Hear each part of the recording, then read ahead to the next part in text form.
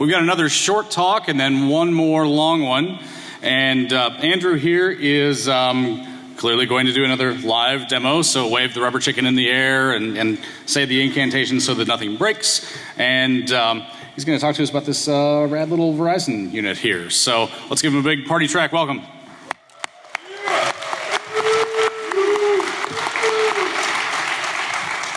Awesome, thank you very much. My name is Andrew Hunt, and I'm currently a graduate student at George Mason University, but I also work at Bechtel. So shout out to my peeps here, thank you. Standard disclosure, what I'm doing here is my own personal work, does not necessarily represent the views of my employer, but it's fun stuff, so let's talk more about it. So the Media over Coaxial Alliance, most people know it as MoCA. It was formed by a bunch of large companies that got together and said, you know, we've got all this great copper in people's houses that we've installed all over the, about 30 years of cable. And they wanted to find a way to be able to use this as they were moving into the age of the triple play. So being able to deliver video, voice, and data over this network. Over that copper, it carries electrons a long way because it's shielded and it's got a pretty, nice insulation there. So they developed a PHY and MAC specification so that they would be able to do that and be able to process packets over this and basically turn your coaxial bus in your house into a network. The key point of this is that they wanted to be able to deliver guaranteed bandwidth because that's what video requires. So that's pretty much what MoCA looks like. It's in your house, it's coaxial cable, everyone knows what it is. This is kind of what it looks like a little bit. They use, for the PHY level, they're using signaling division orthogonal frequency, division multiplexing. I found this graphic on Wikipedia, but it actually works really well for what they're doing with MoCA and dividing it into two channels. There's a WAN channel and there's a LAN channel. They operate at two different frequencies by the standard. They use this to be able to talk with the router and also to be able to have the router talk to other devices on the coax. On top of that, they overlay oh, thank you. So.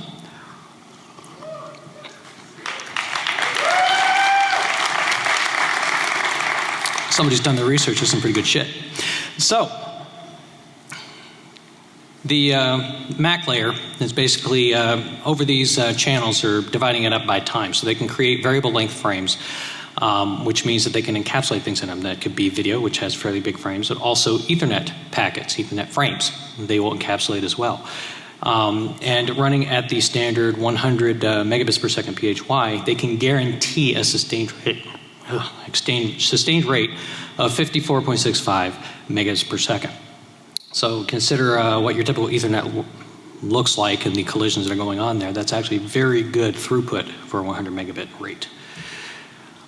They're everywhere. I mean, anywhere you see a DVR set-top box, anywhere you see these routers here, they're using MoCA, which means that it is a great exposure. It's everywhere. You'll typically see these enter the home through something called a wall wart. It's on the outside of your house. This is the one outside of my house that's opened up, but there are also different ones. You might have a little smaller one if you have a cable provider that's bringing it up in. You won't have this big optical network terminator. You'll have just basically a splitter that splits off to the rest of your house. And so that's a good point of entry. On the inside, you've got this router. So every cable company will give you some kind of a router to be able to parse up these streams and packetize them, read the packets they're sending to you and push it out over the network. They typically have a SPI firewall to divide the inside from the outside, as is standard network security practice. They also have on the left side of this little picture, Keep going. On the left side of this little picture, they've got the coax binder there, the plug, but it actually carries two MoCA nodes. They're called network connectors, NCs. We'll talk more about that later. And then they also provide a MoCA to Ethernet bridge on both of those nodes, which basically allows them to encapsulate the frames onto the coax. So they've now turned your nice coaxial bus in your house into a large Ethernet system. This supports your digital video recorder. So your DVR requires time. You got to be able to schedule those shows and find out when everything is. So that's the prime function of having Ethernet on that, to be able to tell when to record your functions. So, yes, sir. May I borrow the podium for a second? All right. If you're a new speaker, raise your hand. Yes. Awesome. Are you familiar with this tradition? No, I'm not. Really? Do you drink? Yes, I do. Yeah, he brought his own. These are 2,000. Was provided for me. What? I should have a warm-up, shouldn't I? Every new speaker at DEF CON, see, they know this. How do you not know this? Every new speaker at DEF CON does a shot on stage. Okay. All right. How about some love for our new speaker?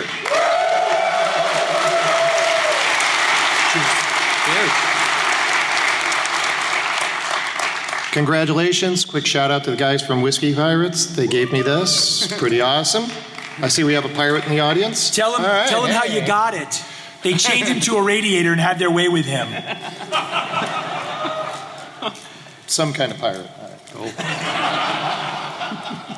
Thank you. Oh, we might need that. Okay, so what's just happened here? Let's go back one slide. So what this is doing, this Action Tech is bridging your Ethernet and your coaxial bus, which basically means that if you have a coaxial splitter, as most of you do somewhere around your house, that splitter is carrying not only the WAN traffic that is supposed to be going out to the ISP, but they're also carrying your LAN traffic on a different channel. If you'll notice on the left, you see you have a MoCA LAN, an Ethernet LAN, and a wireless LAN. The Action Tech router bridges those together, and most of them do. And what that does is just it makes it easier to manage the nodes on the device. Everything can see everything. It's a nice, big, happy broadcast network in the same domain. It's great, except, oops, you can take over all three networks by plugging into that splitter. And if that splitter happens to be outside your house, as this Engadget diagram depicts, but is also similar to the Cox, Comcast, and Verizon default installation guides for field technicians, they want it on the outside of the house because it's easy to maintain and install. So, now that we know that the LAN is exposed, we just walk up and plug in. All we need are a couple of items. So things are usually located here at the utility point of presence. So all I have to do is walk around some houses and look for the utility pole on the outside of your house. Look for that electric box. That's where I'm going to go hunt for it. Yes?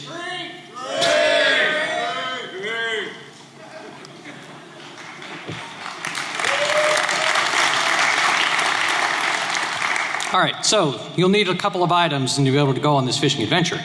You'll need a MoCA to Ethernet bridge. Mine is the Netgear MCAB 1001.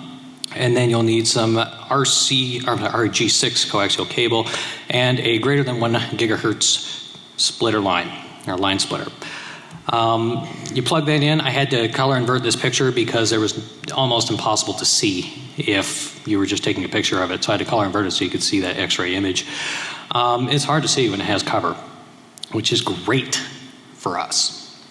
The Action Tech LAN does not also engage any of the encryption features provided by the MoCA protocol. It does have a, I believe it's 40-bit key DES that is a pre-shared key that you can code into it. It is used on the WAN side of the connection that has a key that Verizon knows, but it is not used on the LAN side. It's open, clear, and you can just walk up, plug in, and hey, it works with everything because it's consumer friendly. So basically what happens, you add a MoCA device on the outside of the house, it connects to your Action Tech router, the Action Tech router says hey, and lets you on the Ethernet. Pretty awesome. So, and you all have seen this since 2001, typical Ethernet LAN attack. This is your normal traffic flow, but I really don't want you to go that way. I want you to come to me first, and I'm going to do unholy things to your traffic. So, I think we've belabored this point. What could possibly go wrong? We all know it can go wrong. We've known about that for decade. Yeah, Metasploit, beef, granada, whatever. Pick your device, take it over, and get a more persistent presence. One of my coworkers actually brought up to me that says, oh, but I'm protected. I've got this MoCA filter. So the MoCA filters are great. They actually physically block the MoCA ranges in the bandwidth. what they are designed for is blocking these signals between one house and another. So you can't block it within your own house, otherwise your DVR won't work. So it has to be located on the egress of the splitter that they're using to provide the cable signal to your house.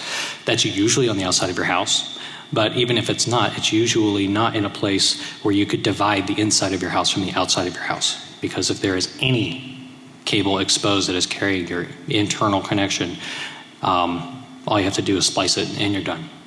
So, great idea, but it's not going to work for this particular purpose.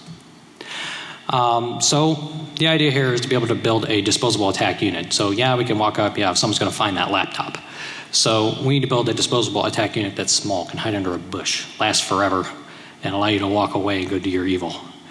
So to illustrate this, you have some requirements. You got to have some point, some way of providing power.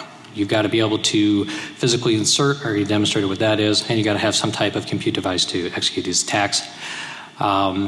Once it's installed, you're going to have to be able to access it and then commit some type of attack. So redirection and manipulation. The objectives of this is to do no harm. So first of all, I'm really just here to demonstrate the problem, but I'm sure people out there could take it to the nth degree.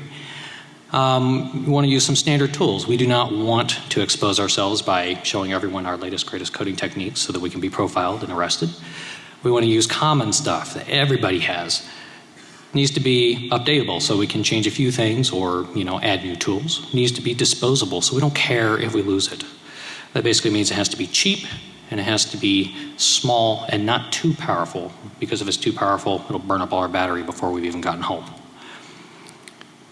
So, some ingredients. I just recently purchased these Gorilla 16 800 milliamp batteries. Got 2 of them on Woot. Thank you, Woot. Smaller than a paperback book, and I use 2 of these because I have 2 different draws on my units. The MoCA unit draws 1 amp, and the Raspberry unit draws half an amp. That's a little more than this can put out on 1 battery, so I need 2 batteries. I also use the Raspberry Pi Model B. Has the ARM11 processor. It's a little bit slow, but it doesn't consume too much power. It can last for about 18 hours on this battery. And it's cheap, so if somebody finds it, whatever, go buy another one. Buy 10. So Kali Linux has a distribution that works amazingly well with the Raspberry Pi and the ARM distribution. Thank you guys for that contribution to this field. It's awesome. Has all the necessary tools you need, ARCAT, Perl, Python, and also Squid, Apache, and MiniPUMP. Let's talk more about that later. Also supports the Universal Plug and Play IGD protocol, which is available on the ActionTech firewall. And then you'll also need the Ethernet bridge. So I bring this picture up. I don't know how well you guys can see it down there, but basically the original MCA-B mock-up that I did before I modified it had a wall wart plug that you had to plug into an AC adapter in order to be able to provide power. Looking at the back of it, I noticed it was 5 volt 1 amp, which means that it is within the USB specification for power draw. So a little hardware hacking later and soldering up, and you have a USB power cable for your MCA-B. I recommend it because then you can provide it direct off battery. I was originally trying to do all this work with an APC UPS. It only lasted about 6 hours and it beeped a lot. I didn't think that would be very good for hiding from attackers outside someone's home if they're looking for the freaking beeping. Also this nasty habit of shutting things down before I was done with it. Get about halfway through the battery and say, oh my God, you're out of power, and shut it off. So these cell phone batteries are real godsend. They come out in the last couple of years. They're really great. There's no loss in conversion from DC to AC to DC. It's just direct power, which means they last longer. So on each of these devices, I think the MCAB adapter, I've got about 14 hours of uptime. So that's about how long you've got to commit whatever you're going to do. So for those of you who can't see it on stage, this is what it looks like. A bunch of rubber bands and duct tape. But it's dark, you can spray paint it and hide it under a bush and no one will see it. So word about Universal Plug and Play. I know this has been kind of beleaguered by GRC and other sources, but it enables, it's a PNP protocol that enables gateway manipulation. The ActionTech supports this. Basically, it allows, everything talks to everything and says, hey, I'm an iPhone. Hey, I'm a printer. Let's talk. Great. Downside is that it also, hey, I'm a router. You want a firewall port opened? Let me do that for you. So I borrowed an idea from Joshua Wright, his scripts for doing image hijinks with the I Love My Neighbors distribution. So I borrowed those from him, did a little bit of modification and some bash scripting, and now we have a nice little device that'll go and punch holes in firewalls from the inside. The mini PMP is basically what we use here, the PMPC A. Tell it to forward 22 to myself and send a nice little report to my email address and tell me what my internal and external IP and port are. This might be a little hard to read for you guys, but basically you're going to turn on your engine. You're going to R-poison the LAN, redirect web streams, and then you're going to manipulate that stream. So let's see if it actually works. All right. Should be able to pull that up. Nope. There we go. There.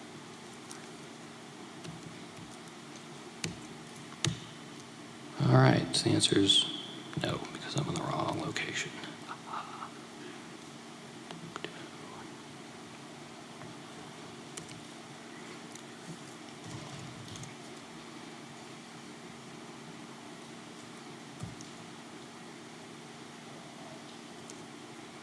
There we go.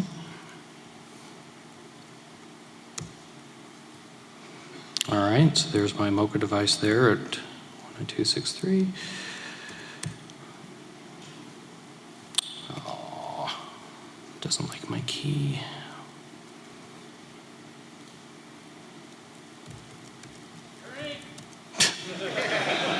You want me to get through this demo or do you want me to drink?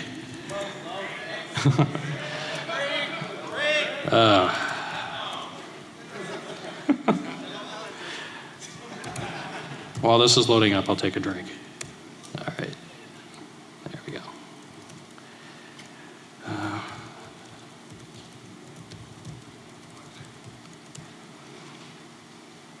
Okay, that's on. And now we have to do one more thing.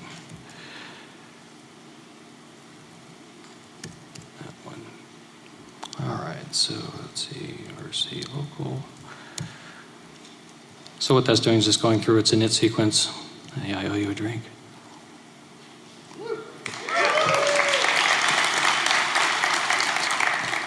So in the init sequence, what it's doing is just going through and it's just doing the normal networking stuff. It's also engaging the EtherCap ARP poisoning over the MoCA network, which is then going to poison that ActionTech router. If you guys want to play along and get your laptops out and want to connect, the access point password is testing123, testing123, SSID is testing.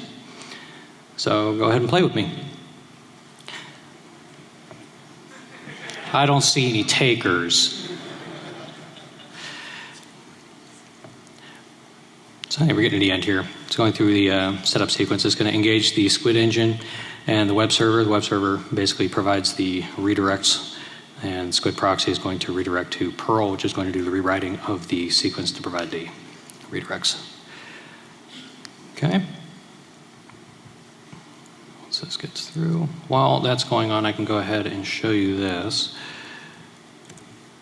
So if we enumerate the redirects, oh, it's not there yet. Oh, that one has failed. Oh, there it is. So you can see there are all kinds of redirects from things like Microsoft. They've got all kinds of protocols in there that they've contracted to get on the ActionTech. But you can see here is my live mini PMPC. This is my port forward for my SSH to my router. So that can be reached from the internet. Anyone want to go for it? Give it a go. All right. There should be a temp file here. Useless web. There we go. So somebody's on here and they're getting redirected around. And if we try it, let's go to vegas.com. Oh, look at that. It went somewhere else. I can't see it because it's so big.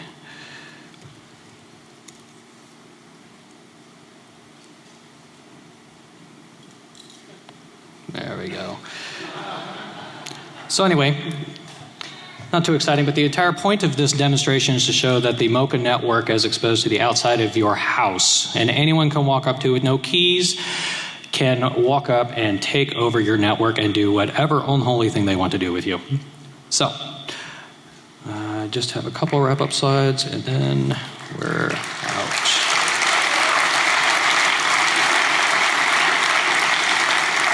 So basically some results from this research. The ARM11 is single core, it's low power draw, but it's also kind of pokey. If you actually do use this, don't try to do any image processing. It's going to show itself pretty quickly, but it's great for injects, redirects, and things like, Chroma display. So tested it with my network at home. It has about a dozen devices on it. It works just fine. It's cheap, it's disposable, it's quick delivery. You could walk up to a house and install this in less than 2 minutes. Walk back to your car, drive away, and you've got all afternoon to do whatever you're going to do. Allows you to find a more permanent backdoor. So, what do we need to do about this? You need to go talk to your ISP. You need to tell them you want them to allow their devices to support better encryption. Since the DVR tends to break when you turn on encryption on that local LAN, you do not want IGD. You want it disabled, turned off, whatever, because you can't turn it off. It's a daemon, and you can't disable it. You want them to stop bridging all your networks together on the same domain and actually have it route so that you can do something with it instead of having it just blab everywhere. So, customers should demand this. You guys should demand this. And so ongoing work on this, we want to be able to detect these MoCA injections, people installing these devices. We want to be able to alert on insertion, but something better than ARPWatch. You can use ARPWatch and see the ARP poisoning that's going on here, but you can't see the MoCA side of it. So we want to be able to see that. So we're currently working with a gentleman named Stephen Brownie, and he's a fellow graduate student of mine, and we're working on a product called Slim, and then integrating that into another Raspberry unit that will face off with this one called CounterPi. And hopefully, we'll be able to demonstrate that soon. Thank you.